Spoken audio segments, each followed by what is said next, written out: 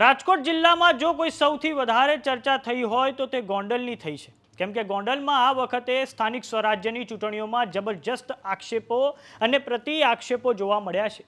એક તરફ આમ આદમી પાર્ટીએ નેરેટિવ સેટ કરવાની કોશિશ કરી છે કે ગોંડલમાં કાયદો વ્યવસ્થાની સ્થિતિ કથળી ચૂકી છે, ગોંડલ મિર્જાપુર બની ચૂક્યું છે, તો બીજી તરફ પૂર્વ ધારાસભ્ય જયરાજસિંહ જાડેજાએ તમામ નરેટિવને ગોંડલની અસ્મિતા સાથે જોડીને એને કાઉન્ટર કર્યા છે. તો હવે ગઈકાલે જે ચૂંટણીઓ થઈ તેમાં તમામ તાલુકા પંચાયત અને નગરપાલિકામાં ગત વખત એટલે કે 2021 કરતાં 10% જેટલો ઘટાડો મતદાનમાં નોંધાયો છે. તો આવો જાણીએ સમાચાર વિસ્તારથી. નમસ્કાર, જમાવટ સાથે હું છું પાર્થ.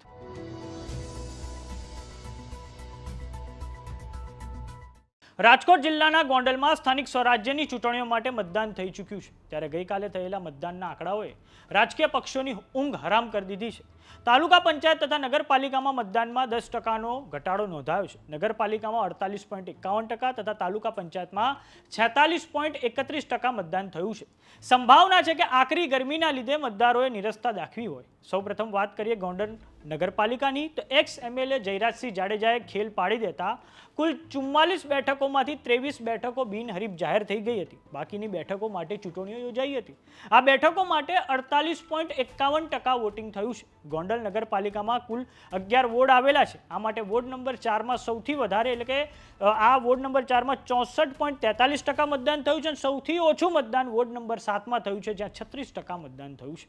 વર્ષ 2021ની ચૂંટણીઓ માટે કુલ 11 વોર્ડની 44 બેઠકો માટે 58% વોટિંગ થયું હતું, જેની સરખામણીએ આ વખતે 2026ના વર્ષમાં થયેલી ચૂંટણીઓમાં 10% મતદાન ઓછું થયું છે.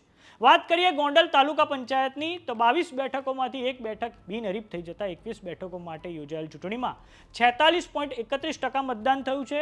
1,32,036 મતદારોમાંથી 61,152 મતદારોએ મતાધિકારનો ઉપયોગ કર્યો છે. રાજકોટ જિલ્લા પંચાયત માટે ગોંડલ તાલુકામાં 53.12% મતદાન થયું છે. ગ્રામીણ મતદારોએ ઉત્સાહપૂર્વક પોતાના મતાધિકારનો ઉપયોગ કર્યો છે.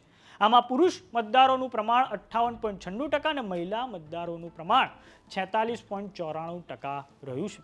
તો ગોંડલમાં સ્થાનિક સ્વરાજ્યની ચૂંટણીઓ જ્યારથી જાહેર થઈ એ પહેલાથી જ રાજકારણ ગરમાયેલું છે, કેમ કે ગયા વર્ષે એટલે કે મે 2025માં પાટીદાર આગેવાન અલ્પેશ કથિરિયા અને જિગીશા પટેલ જ્યારે ગોંડલની મુલાકાતે ગયા હતા ત્યારે ગણેશ ગોંડલના સમર્થકોએ તેમને કાળા વાવટા દેખાડ્યા હતા. અને આ પછી આમ આદમી પાર્ટીએ ગોંડલમાં કાયદો વ્યવસ્થાની સ્થિતિને એક નરેટિવ બનાવવાનો પ્રયાસ કર્યો છે. અને આ પછી થોડાક સમય અગાઉ જિગીશા પટેલ પર હુમલો પર થયો હતો, જેના કારણે સમગ્ર સૌરાષ્ટ્રમાં ગોંડલની ચર્ચા થઈ હતી. અને તેના પ્રત્યાઘાત ગુજરાત વિધાનસભામાં જે બજેટ સત્ર ચાલી રહ્યું હતું ત્યારે પણ ગોપાલ ઇટાલિયા અને ચૈતર વસાવાએ તે પ્રશ્ન ઉઠાવ્યો હતો.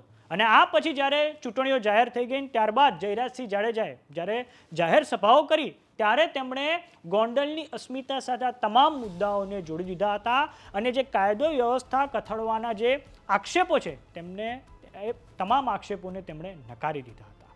તો જોવાનું એ રહે છે કે ભલે 10% ઓછું વોટિંગ થયું છે, પરંતુ જ્યારે ઈવીએમ ખુલશે ત્યારે જ ખબર પડશે કે જનતાએ પસંદગીનો કળશ કયા પક્ષ પર ઢોળ્યો છે.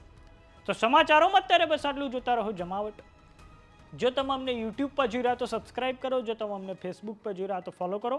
સાથે જ અમારી વોટ્સઅપ ચેનલ આવી ગઈ છે, જોઈન કરવાનું ના ભૂલતા. નમસ્કાર.